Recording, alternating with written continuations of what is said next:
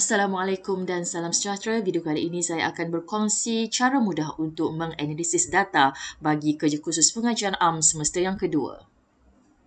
Bahagian yang pertama, mengkodkan soalan dari soal selidik. Pertama sekali kita akan buka soal selidik dan terus ke bahagian A. Okey, untuk bahagian A kita akan kodkan sebagai A1 untuk soalan 1, A2 untuk soalan 2 dan juga A3, 4 dan juga 5 untuk soalan-soalan yang seterusnya. Bagi bahagian B, kita akan buat perkara yang sama disebabkan bahagian B kita akan startkan dengan B1 untuk soalan 1, B2 soalan 2 dan seterusnya sehinggalah ke B5. Sama juga untuk bahagian C, kita akan kodkan di hadapan itu ialah C1 untuk soalan 1, C2 untuk soalan 2 dan seterusnya. Bahagian kedua, kita akan memindahkan data dari soal selidik tadi ke dalam Excel. Sila buka Excel masing-masing dan kita akan start di bahagian A2 iaitu responden nombor 1, 2. Okey, dan kita akan highlight 1 hingga 2 dan awak pastikan ada tambah ini dan kita akan tarik sampai nombor 30 disebabkan kita punya responden ialah 30 orang dan awak boleh cantikkan dia dengan center dan boldkan dia. Untuk bahagian B di nombor 1 ini kita akan buat coding untuk soalan bahagian A iaitu A1 sehinggalah ke A5. Kita akan tarik. Okey. Dan bahagian B juga sama. Kita akan B1, kita akan tarik sehingga ke B5 dan juga C1 sehingga ke C5 dan kita akan cantikkan dia dengan awak highlight ini semua. Kita akan centerkan dan juga kita boldkan dia. Seterusnya kita akan kotakkan kita punya table ini. Kita akan select dari A1 itu sampailah ke bahagian 30. Okey, awak pergi di bahagian sini dan kita buatkan all border. Jadi tempat ini dah ada dia punya garis-garis. Okey, untuk membezakan di antara soalan A, B dan juga C, saya suka mewarnakan kawasan-kawasan tersebut supaya kita boleh bezakan. Contoh di sini saya akan highlightkan dia dan kita pergi dekat fill color ini, saya suka pilih warna kuning. Okey. Dan B1 sampai B5 juga sama juga kita akan colorkan dia ikut pada warna yang awak suka. Saya suka warna biru ini dan juga saya lupa nak select C5. Tak apa, kita akan buat nanti. Kita akan colornya dengan warna, saya nak pilih warna pink. Okey, ikut awak sukalah warna apa. So, di sini nampaklah perbezaan di antara soalan A, B dan juga soalan C. Cara untuk kod soalan demografi ini, kita akan patah balik kepada soal selidik bagi A1. Contoh di sini Melayu, Cina, India, lain-lain. Kita akan kodkan Melayu ini sebagai 1, Cina 2, India 3, lain-lain 4. Okey, kalau orang itu jawab Melayu, awak akan kodkan sebagai 1. Kalau dia jawab India, kita akan kodkan sebagai 3. Jadi contoh, responden pertama untuk soalan 1, dia ialah orang Melayu, so 1 lah. Responden kedua, dia orang India, so 3. Okey, responden ketiga, dia orang Cina, so 2 lah. Dan seterusnya sampailah ke responden yang ke-30. Itu untuk soalan A1. Bagi soalan A2, kita akan buka soal selidik iaitu golongan. Kita akan kodkan remaja ini sebagai nombor 1, dewasa 2, warga emas 3. Jadi untuk soalan A2 bagi responden yang pertama, dia ialah golongan remaja. Jadi kita akan kodkan 1. Okey, responden kedua mungkin dia golongan tua, golongan emas. So 3 dan seterusnya sehinggalah responden yang ke-30 dan awak akan buat step yang sama untuk soalan pendapatan. Kita kodkan bawah 4,000, 1, 2, 3, 4.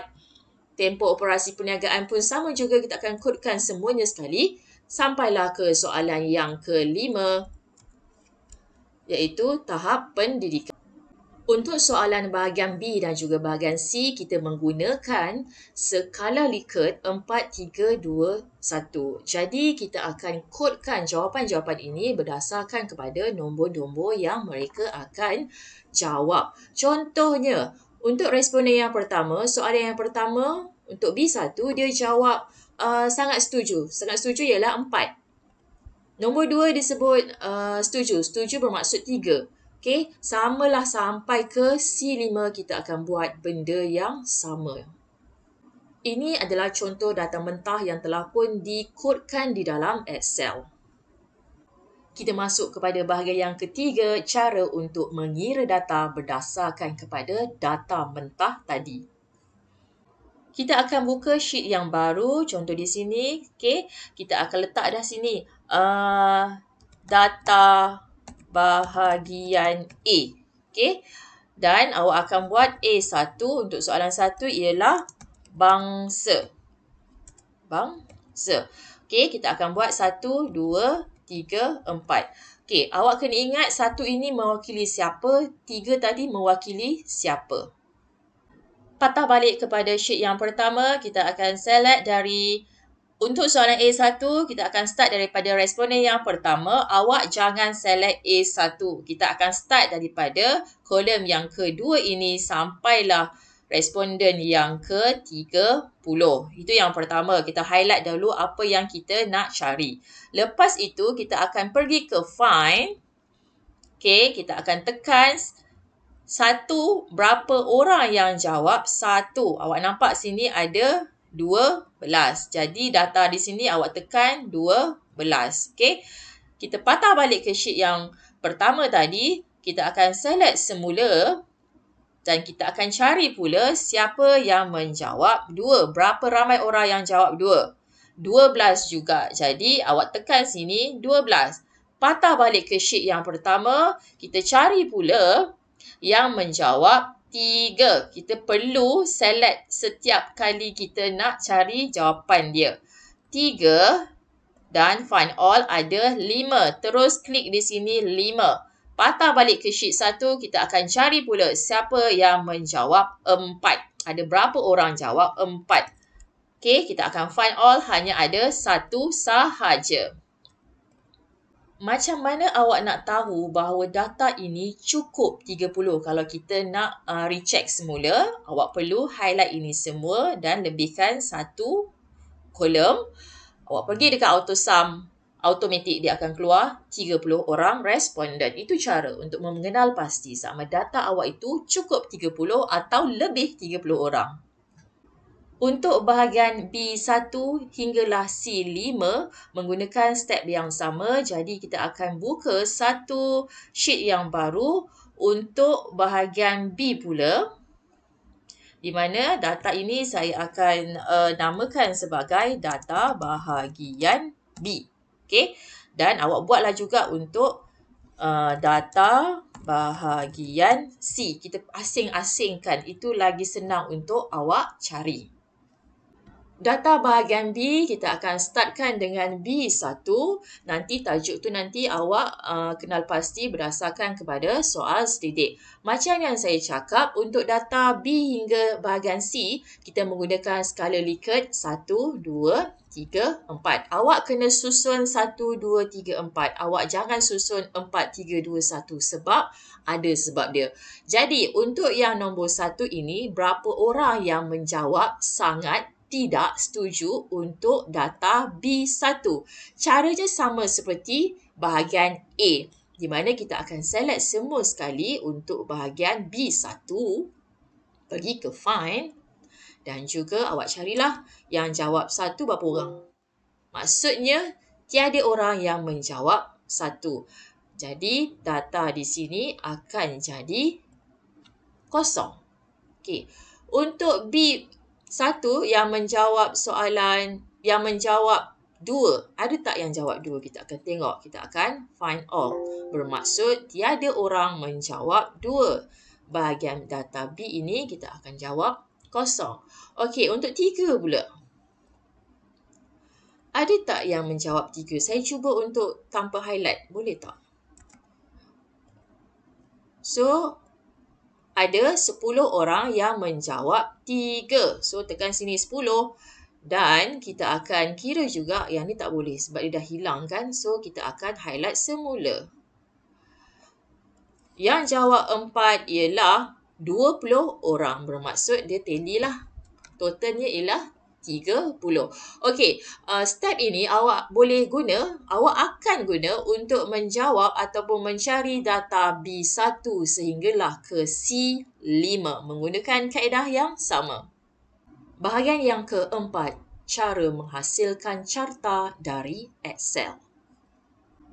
Sekarang saya akan ajar caranya di mana A1 tadi ialah bangsa. Okey, kalau awak tahu kita dah kodkan tadi. Untuk memudahkan persembahan data, kita akan menukarkan semula. 1 ini ialah Melayu.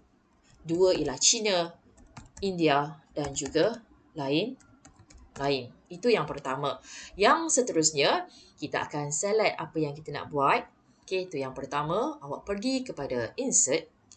Kalau laptop saya dia ada recommended chart, dia depends pada Excel yang awak guna. So, saya akan tekan benda ini. Bahagian A, kita menggunakan carta pie. So, ini carta pie-nya dan OK. Carta yang ada ini ialah tidak lengkap. Kita akan lengkapkan dia dengan title-nya ialah, kita akan double klik chart title. Awak tulis bangsa. Okey, di sini bangsa semua huruf besar. Kalau boleh awak boldkan dia. Itu yang pertama. Yang kedua, kedudukan petunjuk mestilah berada di bawah sebagaimana kita buat carta ataupun graf bagi semester yang kedua. Petunjuk berada di bawah dan kita akan tekan di sini. Awak nampak yang ni? Kita akan pilih mana-mana yang keluarkan persen. Sebab dia dalam carta mesti persen. Jadi saya pilih yang ini yang paling tepat. Dalam carta mesti ada persen 40-40. Dia dah kirakan untuk kita siap-siap dan ada petunjuk di bawah. Ini ialah carta yang lengkap. Peringatan untuk para pelajar, kita akan buat step yang sama untuk A1 sehinggalah ke A5 untuk mendapatkan carta pie. Wajib guna carta pie. Untuk student saya lah, untuk student lain saya tak pasti. Untuk student saya wajib guna carta pie. Bahagian kelima, cara untuk menghasilkan graf dari Excel. Data bahagian B dan juga C menggunakan kaedah yang sama, tetapi sebelum itu kita akan kemas kiri 1, 2, 3, 4 ini kepada ayat di mana 1 ini ialah sangat tidak setuju, kita hanya menggunakan short form sahaja. 2 ini ialah tidak setuju, S, manakala 3 ialah setuju, S sahaja, manakala 4 ialah sangat setuju. Itu yang pertama. Seterusnya, kita akan selectkan semua ini. Okey. Jangan highlight B1, hanya data yang nak dimasukkan sahaja. Kita akan insertkan recommended chart iaitu untuk bahagian B dan juga bahagian C, sila gunakan graf bar. Untuk soalan B1, saya akan patah balik kepada soal selidik untuk mengenal pasti apakah tajuk yang paling ringkas untuk ditulis di sini. Okey, contoh di sini, penjaja jalanan berhadapan dengan masalah untuk mendapatkan tapak perniagaan. Jadi, kita akan copy dari berhadapan dengan masalah untuk mendapatkan tapak perniagaan. Copy, masuk ke sini. So, dia kena semua huruf besar. Dalam Excel, dia tak ada benda tu. Jadi, kita akan membesarkan tulisan itu di sini. Saya akan copy semula. Dan pastekan dia. Semua huruf besar dan juga boldkan. Kalau boleh, kita menggunakan Times New Roman. Lupa nak ajar tadi. So, font dia ialah 12. Awak akan menggunakan step yang sama ini untuk menjawab soalan B2 sehinggalah kepada C5. Sekian saja untuk kali ini. Kita jumpa lagi untuk video yang seterusnya. Terima kasih.